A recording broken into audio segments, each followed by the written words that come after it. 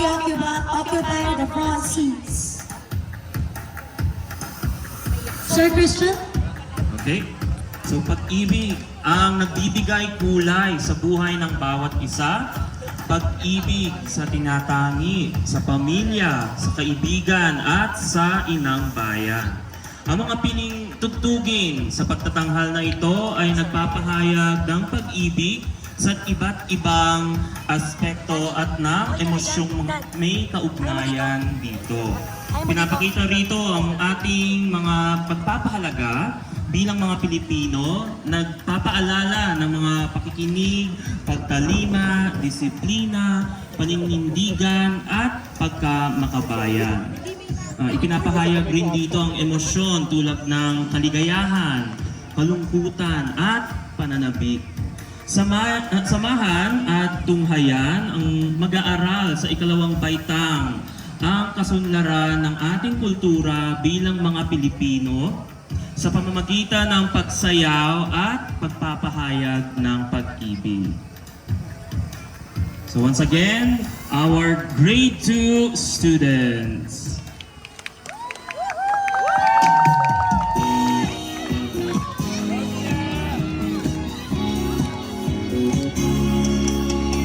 Walang iba at sasarap sa pagtitingin ng laking. Sana ay pinamawakas itong awit ng pag-ibig.